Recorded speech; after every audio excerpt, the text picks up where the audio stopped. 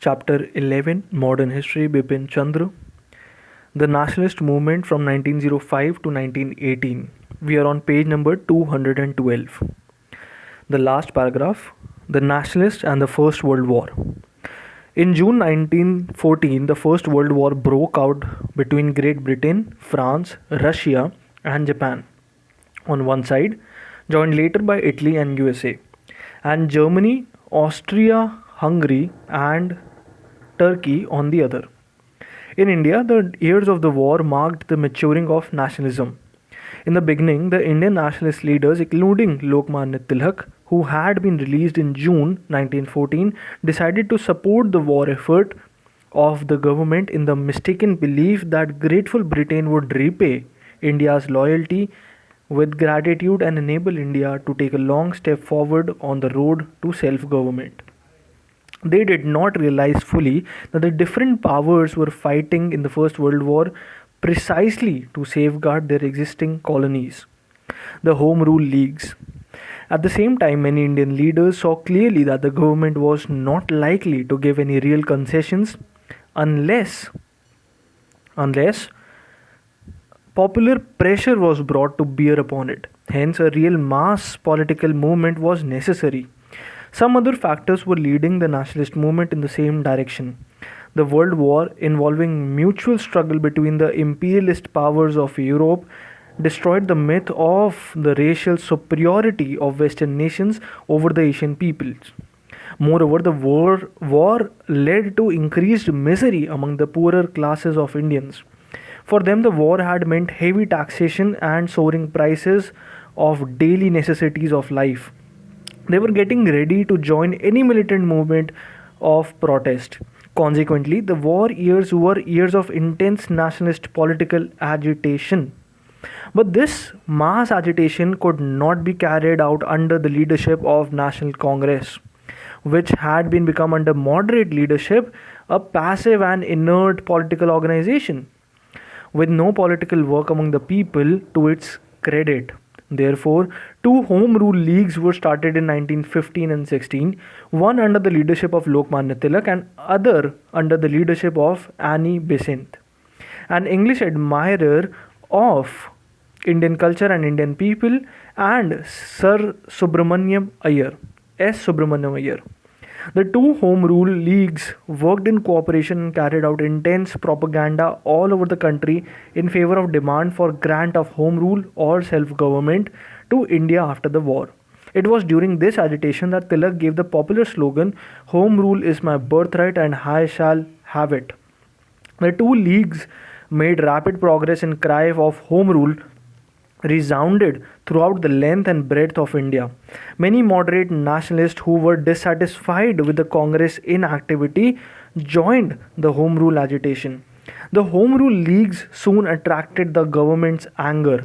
In June 1917, Annie Besant was arrested. Popular protest forced the government to release her in September 1917. The war was also witnessed the growth of revolutionary movement. The terrorist groups spread from Bengal and Maharashtra to the whole of northern India. Moreover, many Indians began to plan a violent rebellion to overthrow British rule. Indian revolutionaries in the United States of America and Canada established the Ghadar or Rebellion Party in 1913. Most of the members of the party were Punjabi Sikh peasants and ex-soldiers who had migrated there in search of livelihood and who faced the full brunt and racial of economic discrimination. Lala Hardayal, Muhammad Baraktullah, Bhagwan Singh, Ramchandra and Sohan Singh Bhakna were some of the prominent leaders of the Ghadar party. The party was built around the weekly paper The Ghadar, which carried the caption on the masthead Angrez Raj Ka Dushman, an enemy of British rule. Wanted brave soldiers, the Ghadar declared, to stir up rebellion in India.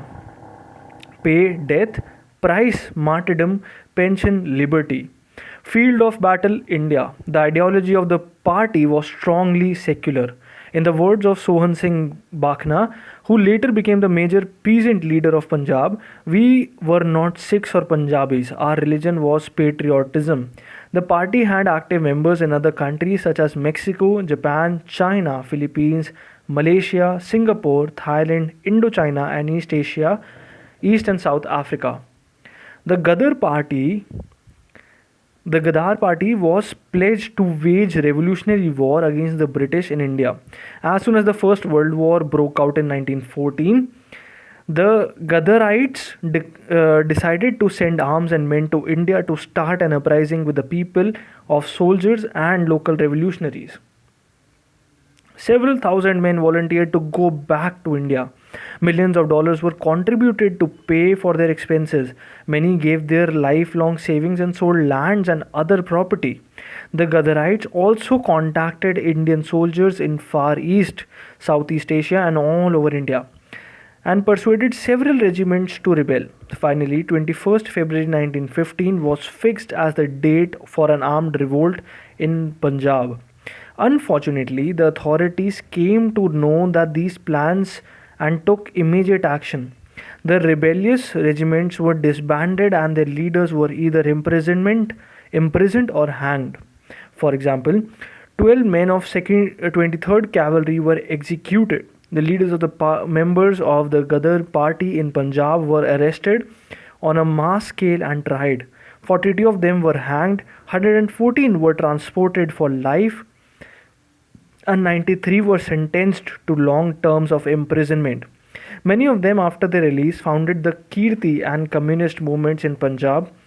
Some of the prominent Gadar leaders were Baba Gurmukh Singh, Kartar Singh Saraba, Sohan Singh Bakhana, Rahmat Ali Shah, Bhai Parmanand, and Muhammad Baraktullah.